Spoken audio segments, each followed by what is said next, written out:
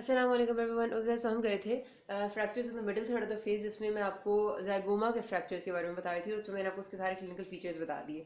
अब उसका अगर डायग्नोसिस की बात करेंगे तो हमारे पास जो वाटर्स व्यू होता है, वाटर्स व्यू आपको पता है जनरली जो हमारा आता है जिसमें चिन और से लेकर फेस तक सारा आता है, वही हम लेते हैं। और उसी के एक और फॉर्म होती है एग्जैजरेटेड वाटर्स व्यू। दोनों में थोड़ा सा एंगल का डिफरेंस होता है। मतलब हम अभी मैं वैसे इतना ज़्यादा डिटेल में आपको जाने की जरूरत नहीं है, लेकिन जो आपका वाटर्स व्यू है ना, उसमें आपका एंगल सेट किया होता है 15 डिग्रीज पे, जो पेशेंट के ऊपर, मतलब ये अगर पेशेंट का सर है ना, स्कल है, मतलब ऐसे वो लेटा हुआ है, फेस उसका ऊपर की तरफ है, और यहाँ पर से इधर का जो उन्होंने डिस्टेंस लिया होता है 15 लिया होता है इन केस ऑफ जो नॉर्मल वाटर्स व्यू है। लेकिन जो आपका होता है एग्जैजरेटेड, उसमें इसको 30 डिग्रीज का करते हैं डिफरेंस। बस इतना फर्क है, मतलब थोड़ी सी ज्यादा और डिटेल्ड इमेजिंग आपको देखने के लिए एक्सरे को ये करते हैं हम। सिर्फ एक्सरे के व्यूज हैं डिफरेंट, लेकिन सीटी स्कैन जो है वो ज्यादा बेहतर होता है कि हमें ज्यादा डिटेल में पता चल जाता है कि कहाँ कहाँ पर क्या क्या प्रॉब्लम बोन्स में चल रही है। ठीक है, तो डायग्नोसिस इस तरह करते हैं। अब जो ट्रीटमेंट हमने करनी है इसकी ज़ायगोमा के फ्रैक्चर्स की, तो उसमें अगर बोन्स डिस्प्लेस नहीं है, स्ट्रक्चर्स में कोई खास रप्चर नहीं है, तो फिर हमने उसको खोलना नहीं है। ठीक है, अगर बोन डिस्प्लेस नहीं हुई होगी तो जाहिर है आपका ऑर्बिटल कॉन्टेंट्स नीचे आपकी एंट्रम में नहीं आएंगे, यानी कि मैक्सिलरी साइनस में नहीं आएंगे। अगर नहीं आए हुए ऑर्बिटल कॉन्टेंट्स नीचे, बोन्स अपनी जगह पर है, हाली फ्रैक्चर हुआ है, हाली टूटी है, तो आपने उनको कुछ भी नहीं करना होता, आपने वो खुद ब खुद हील हो जाती है। लेकिन अगर बोन्स डिस्प्लेस हुई हैं, यहाँ पर जिस तरह हम बात करते हैं कि स्टेप लैडर डिफॉर्मिटी है, ऑर्बिटल कॉन्टेंट्स नीचे आए, तो फिर हमें उसको खोलना है। उसके लिए ओपन रिडक्शन ही एक वाहिद तरीके है कि हम, क्योंकि उसको खोल के करेंगे तो ज्यादा बेहतर है, अंदर के स्ट्रक्चर्स भी हिले होते हैं, उनको भी हमने ठीक करना होता है। तो उसके लिए दिखाती हूँ मैं आपको। ये देखिए, जहाँ पर ज़ायगोमैटिक फ्रंटल सूचर था ना, मतलब जहाँ पर ज़ायगोमैटिक बोन फ्रंटल से मिल रही थी, उस जगह से मोस्टली अंदर जाया जाता है। उधर एक इंसिजन देते हैं, अंदर जाता है आपका इंस्ट्रूमेंट, और इस तरह से वो बोन को अपनी जगह, मतलब अंदर की तरफ से बोन को धक्का देके अपनी जगह पर रिप्लेस करता है। तो इस तरह से इसको करते हैं। ये वाला तो हो गया अगर आपका फ्रैक्चर इस तरफ की ज़ायगोमैटिक बोन में। अगर इस तरफ होगा इंफ्रा ऑर्बिटली, तो फिर आपने इंफ्रा ऑर्बिटल इंसिजन यानी लोअर आईलिड के नीचे की तरफ आपने इंसिजन देके इस जगह को अलग से ठीक करना है। ठीक है, अब ये तो होगी आपकी बोन की दोनों चीजें जो आपने ठीक करनी है, इधर भी ठीक करनी है, इधर भी ठीक करनी है। फिर जो कंटेंट्स आपके एंट्रम में चले गए हैं उनको आपने जाहिर है वापस भी लेके आना है, और उसके अलावा जो एंट्रम यानी मैक्सिलरी साइनस में जो ब्लड कलेक्ट हो गया उसको भी ठीक करना है। उसके लिए आप करते हैं Caldwell luck approach. Caldwell luck आपकी पहले मैंने बताई थी कि ये जो आपका होंट यानी अपर लिप होता है ना, अपर लिप और जो अपर जॉ है, यानी इस जगह पर अपर लिप को आप उठाते हैं और उस जगह पर अपर लिप के जो एंड है जहां पर वो फिशर बना रहा होता है, उधर आप एक इंसिजन देते हैं अंदर की तरफ, यानी लिप के अंदर की तरफ इंसिजन देंगे, और वहां से आप जाते हैं साइनस में एंटर होते हैं। ठीक है, उस जगह से आप साइनस सारे को एस्पिरेट करते हैं, सारे कंटेंट्स को देखते हैं। अगर कोई कंटेंट ऊपर से नीचे आया हुआ उसको वापस ऊपर ऑर्बिटल कैविटी में भेज के यहाँ से इंफ्रा ऑर्बिटल एरिया को भी ठीक कर देते हैं। ठीक है, तो कैल्डवेल लक अप्रोच को मैं अलग से वीडियो भी बनाऊंगी, लेकिन सब लेबियल एरिया जो होता है ना, आपको मैंने पहले बताया हुआ, आपको होंठ के लिप के नीचे का जो एरिया होता है वहां से आपने जाना है इंसिजन देके और सब क्लियर कर देना है। फिर जो आपकी जो इंसिजन होता है सब लेबियल इंसिजन, इसको आप पक्का क्लोज नहीं करते, टेम्पररी सूचर्स लगाते हैं, क्योंकि 10 दिन बाद आपने दोबारा से उसको खोल के देखना होता है कि सब, बल्कि जो आपने पैकिंग रखी हुई होती है ना, इधर एंट्रम में आप पैकिंग रख देते हैं। ठीक है, ये करने के बाद ताकि दोबारा से डिस्प्लेस कुछ नीचे ना हो जाए और दोबारा ब्लड भी ना कलेक्ट हो इसमें। तो फिर आपने 10 दिन बाद वो पैकिंग को रिमूव करना है। उस पैक को रिमूव करने के लिए आपने फिर से इसी सूचर से खोल के जाना होता है, पैक रिमूव करना होता है और फिर सूचर क्लोज कर देते हैं, जो सब लेबियल सूचर था। तो इस तरह से इस पूरे फ्रैक्चर को आपने ट्रीट करना है। अब आपके जो फ्रैक्चर है ना ज़ायगोमैटिक बोन के यानी ज़ायगोमैटिक आर्च के, ये तो हमने ज़ायगोमा यानी बोन की बात कर ली ना, जो आर्च है वो भी यही वाली जगह है आपकी सारी। ठीक है, ये जो आपकी आर्च बन रही है, जो पूरे कर्व बन रहे हैं, उसको आर्च कहते हैं। मैंने कहा था सारे इंटरचेंजेबल टर्म्स हैं, तो उसमें कोई खास डिफरेंस नहीं होता। उसमें भी यही कुछ होता है आपका कि आपका नीचे की तरफ ये जॉ पे आ जाएगी, ट्रिस्मस हो जाएगा, पेशेंट को पेन होगी, मेलर प्रोमिनेंस खराब हो जाएगी, स्टेप लैडर डिफॉर्मिटी आ जाएगी, और वो उसको च्यू करने में, बोलने में मसला होगा। और उसको भी ट्रीट करने के लिए उसको भी हमने वाटर्स व्यू लेना है, और एक्सरे के बाद उसको ट्रीट करने के लिए इसी तरह हमें ओपन रिडक्शन करके उसको ठीक करना पड़ता है। मतलब उसमें कोई खास बात नहीं है। अब हम जिसके बात करने लगे हैं ना, वो है इंफ्रा ऑर्बिटल वॉल फ्रैक्चर्स। अच्छा जी, तो जो इन्फीरियर ऑर्बिटल वॉल या फिर ऑर्बिटल फ्लोर के फ्रैक्चर्स है, मैंने आपको जिस तरह पहले बताया कि ये आपका ऑर्बिट है, यहाँ पर आपने भी देख लिया कि फ्लोर में आपके कुछ मैक्सिला का पोर्शन होता है और कुछ आपका ज़ायगोमैटिक बोन का पोर्शन होता है, ऐसे ही है। तो अभी हमने इसके फ्रैक्चर की बात भी की थी ज़ायगोमैटिक बोन के फ्रैक्चर्स में। तो यही होता है बेसिकली कि आपका जो फ्लोर ऑफ ऑर्बिट है ना, ये या तो ज़ायगोमैटिक बोन के फ्रैक्चर में, मतलब ये फ्रैक्चर हो जाता है, जिस तरह अभी हमने बात की थी कि ये जगह फ्रैक्चर होगी तो ऑर्बिटल कॉन्टेंट्स नीचे आ जाएंगे, या फिर आपका भी मैं आपको पढ़ाऊंगी मैक्सिलरी फ्रैक्चर्स।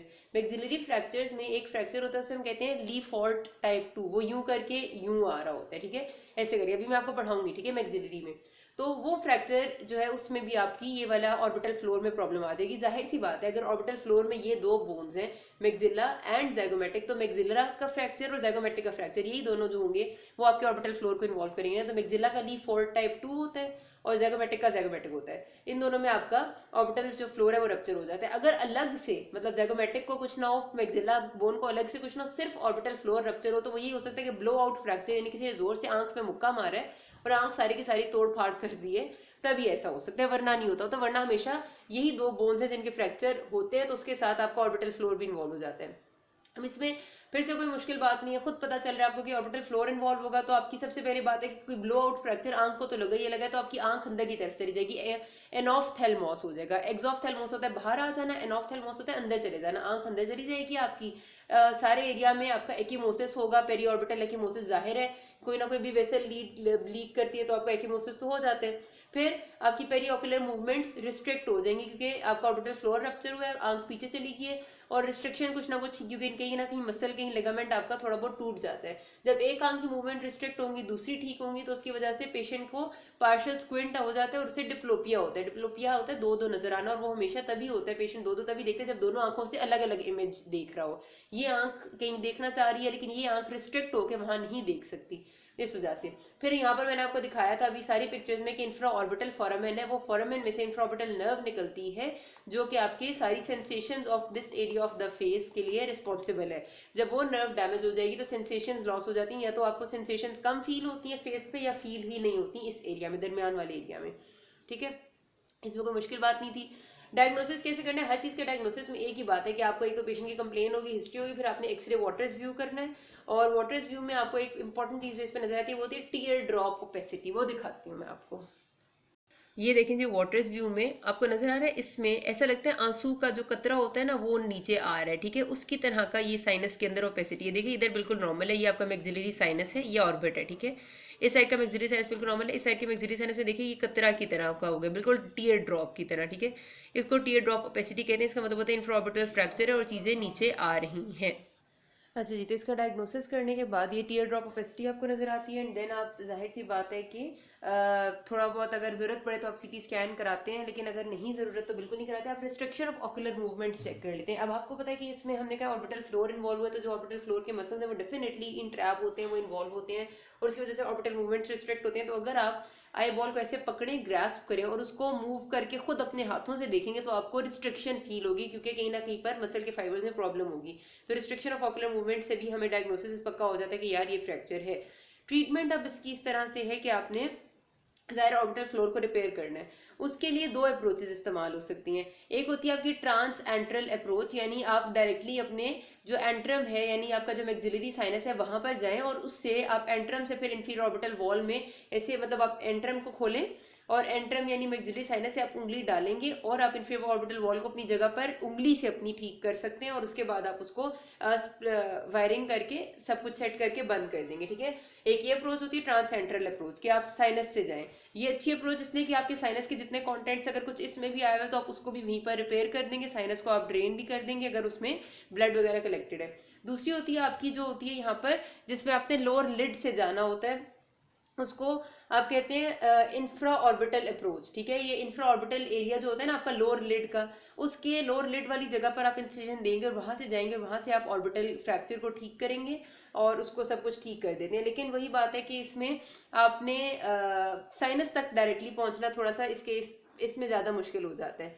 जो आपके ऐसा फ्रैक्चर है कि जिसमें आपका बोन के बहुत छोटे छोटे पीस हो गया और आप उनको जोड़ नहीं सकते, मतलब अगर आप बहुत छोटे पीसेस होंगे तो ज़ाहिर उसको जोड़ना बहुत मुश्किल हो जाता है। उसमें आप क्या करते हैं कि आप किसी भी अप्रोच से जाके बोन के पीसेस को रिमूव करते हैं और यहाँ पर एक नया बोन का पूरा ग्राफ्ट लगा देते हैं। वो बोन आप कहीं से भी ले सकते हैं। आइलिक क्रेस्ट जो है वो सबसे अच्छी जगह होती है, जो आपकी ये गाटे की हड्डी होती है, यानी योर पेल्विक बोन का जो आइलिक क्रेस्ट है सबसे अच्छी वो होती है कि वो काफ़ी मैसिव बोन होती है, उसमें से आप बोन ग्राफ्ट ले लेते हैं, या फिर पेशेंट की अपनी ही जो नेजल सेप्टम है कोई भी जगह। लेकिन सबसे अच्छी बात ये होती है कि अगर आप पेशेंट की ही बॉडी से उसका ग्राफ्ट ले लेंगे तो वो जाहिर सी बात है कि उसको रिएक्ट नहीं करेगा, तो सबसे अच्छा वही रहेगा। उसके अलावा फिर अगर इस्तेमाल किए जाते हैं तो सिलिकॉन और टेफ्लॉन के प्रोस्थीसिस से बने हुए होते हैं, वो भी आप इधर लगा सकते हैं अगर ज़रूरत हो, लेकिन वही बात है कि वो रिएक्शन कर सकते हैं। किसी हद तक होते हैं इनर्टी है, लेकिन फिर भी तो आपने इस तरह से इसको ट्रीट करना है, ठीक है। दो अप्रोचेज हैं, एक आपकी ट्रांससेंट्रल है, एक इंफ्राऑर्बिटल है, और उन दोनों से जाके अपने बोन को रिपेयर कर देना है। अच्छा, उसके बाद आता है हमारे पास फ्रैक्चर्स ऑफ द मैक्सिला। अब मैंने आपको पहले भी जिस तरह बताया कि मैक्सिला में, अच्छा ये अगले पार्ट में स्टार्ट करते हैं, मतलब किसी कोई मसला हो, can ask me. Thank you.